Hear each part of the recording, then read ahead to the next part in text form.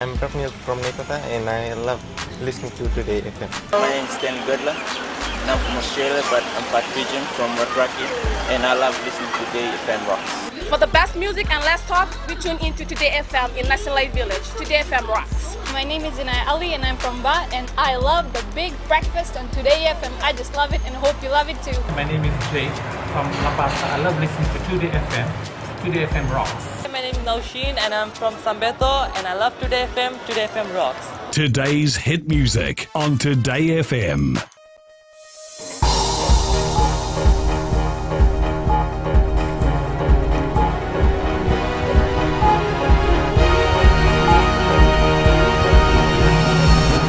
Good evening, I'm Amrita Priyadarshini and this is FBC News. Tonight, proposed increase in the minimum wage rate debated. 3 cyclones with 1 Category 3 predicted for Fiji. And FNPF staff give back.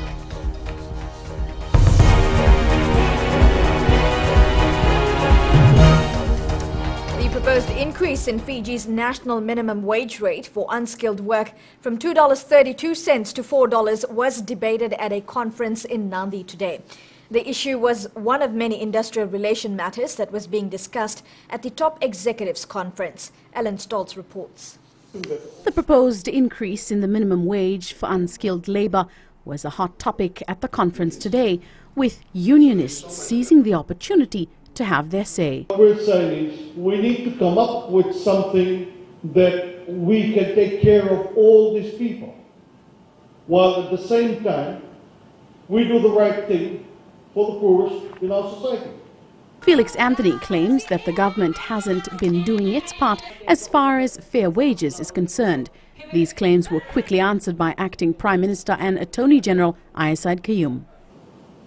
When they do their calculation for $4 wage rate, do they take into account what the Honourable Minister said about free medicine, about subsidised bus fares, about subsidized electricity, free water, free medicine? Is that punctuated with the calculations? Present at the forum was Minister for Employment Chone Usemate, who says just increasing the wage rate is not that simple. National minimum wage is an important thing, but as you think about national minimum wage, you always have to think the ramifications of just jacking up the national minimum wage all of a sudden to $4. What's the impact going to have on the economy as a whole? When you raise minimum wages across the board like that, what's the impact going to be? That cost is going to be passed on to somebody. Chief Executive of the Fiji Commerce and Employers Federation, Nesbitt Hazelman, agrees, saying there are many other factors that need to be considered. What happened to Australia when they drove up minimum wage? Women couldn't afford home help anymore. So who's the person that was earning the most in the household had to go home and look after the children? So these are sort of serious ramifications that we need to consider. Whether or not the minimum wage will be hiked up to $4 is yet to be decided. One thing's for sure, though, after today's give and take, there certainly needs to be more dialogue. Ellen Stalls, FBC News. 3 tropical cyclones are forecast for Fiji in this cyclone season, with 1 expected to be a Category 3. While these are still estimates, the public have been advised to take heed of warnings and take necessary precautions. Roland Koroy reports. Many are still trying to get over the effects of Tropical Cyclone Winston. The latest news from authorities is not something anyone wants to hear.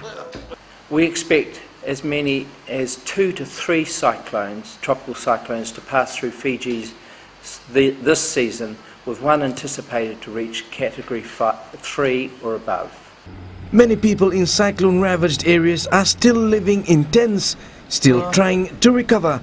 According to Permanent Secretary Paul Bailey, the strategy right now is to keep people informed as much as possible. What we're interested in is giving the public as much warning as they can about what we might expect to see in this upcoming period, which starts very shortly.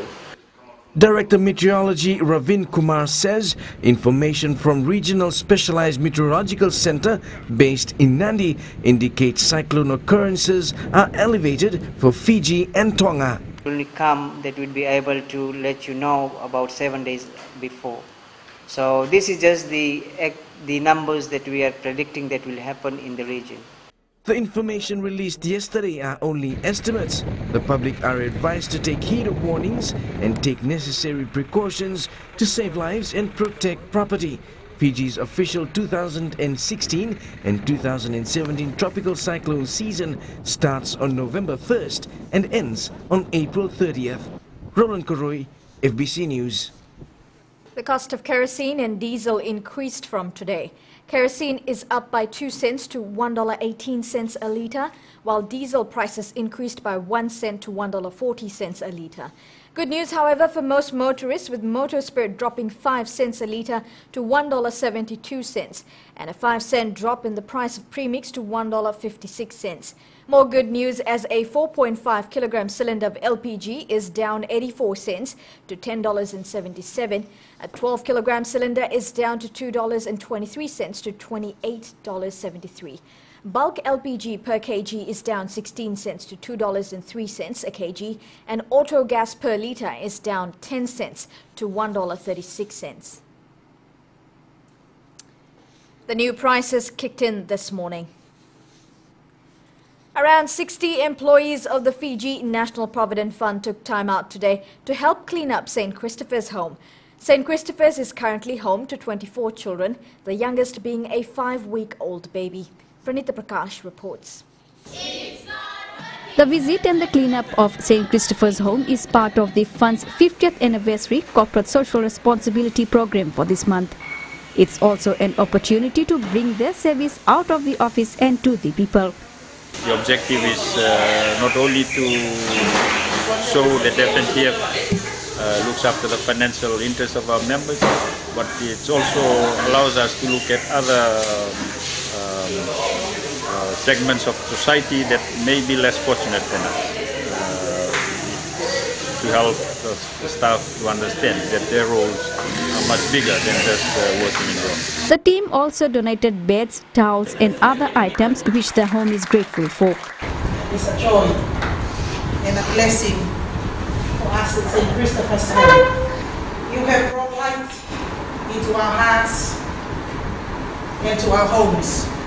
A similar initiative is expected for the Fiji School of Blind in Watuanga next weekend. Pranita Prakash, FBC News. Top Indian singer, songwriter, composer and performer Mika Singh will not only rock the stage, but is also willing to assist victims affected by Cyclone Winston nearly 6 months ago. Fiji Broadcasting Corporation Chief Executive Riaz Syed Qayyum says a charity dinner has also been organized. There is a charity dinner. What Mika Singh said to us is that he had heard about Cyclone Winston, and that was one of the reasons he agreed to come to Fiji. And he said, look, if I'm going to be there, I would like to do something to help towards the Winston Appeal Fund. And so on Monday night, which is a night before his first show in Suva, we're going to have a charity dinner at the Holiday Inn in Suva, and we're selling tickets for that as well. It's $150. All profits from that goes to the Winston Appeal Fund, and we're just very happy and pleased with the fact that he has decided to actually take out his time to be able to do this. Mika Singh will be in the country with a 17-member troupe and will perform in Suva and Nandi next week. Still to come on FBC News, record financial year for FHL. And World Egg Day celebrated. Stay with us.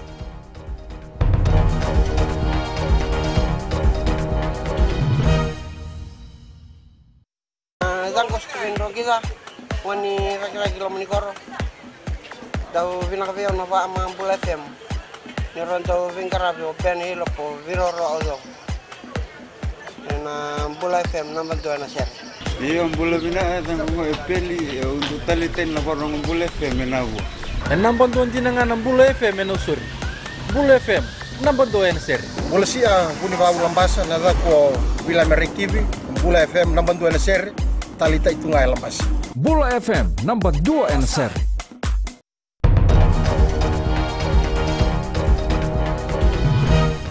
Welcome back here with FBC News.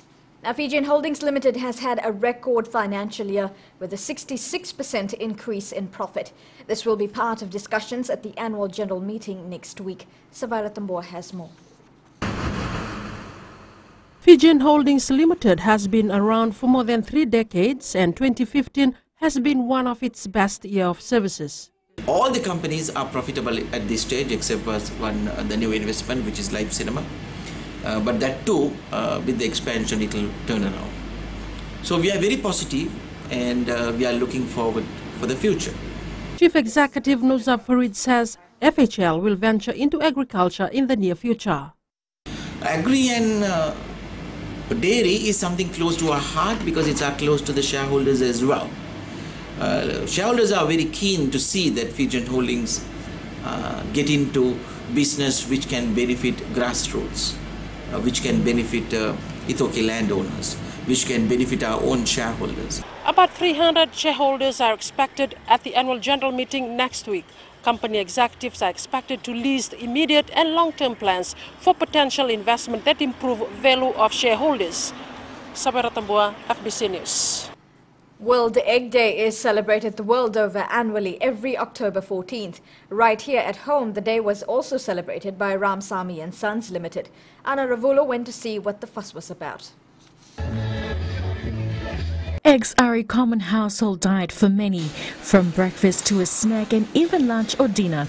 At today's celebration at the Ramsamy headquarters, it was eggs galore. The general awareness to the general public of what activities we can do with egg, the fun activities, and as well as the recipes, the menu, and the other games which are related to eggs. Families came out in numbers to enjoy the fun and entertainment, and in the process learn a thing or two about eggs.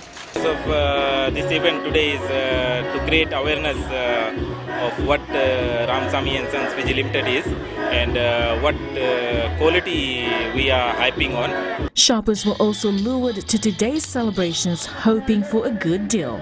One of my mother's friends gave out free food, and then he said for us to come and dinner just for the kids to just play around. We were going to buy chicken and eggs and the sausages because it's really cheap. It's a good bargain.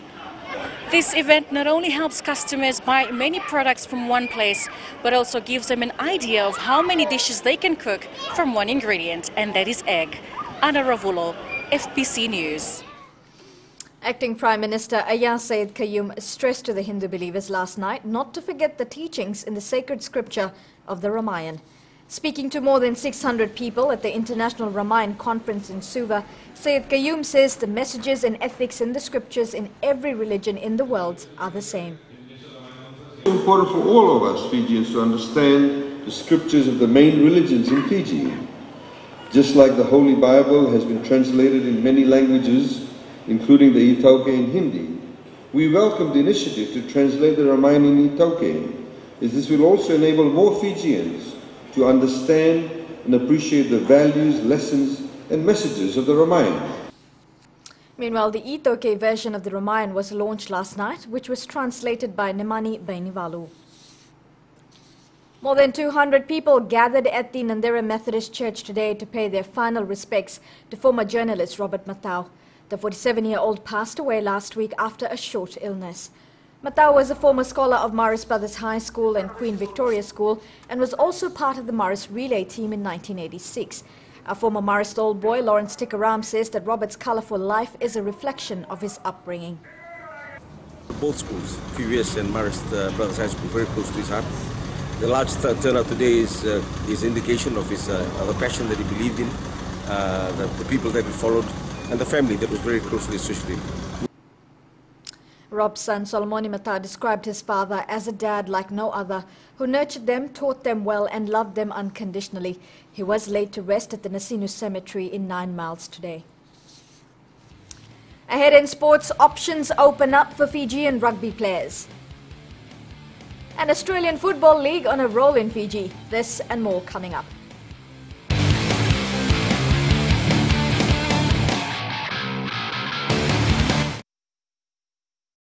मैं जुगेन नंबिलो तालिब से radio Fiji 2 24 घंटे मेरे साथ रहता है। हम मंगेरी ताउका के ललेश है, हमारे दिल में और दिमाग में खाली रेडियो फिजी 2 है और सभी भाइयों से आग्रह करते हैं कि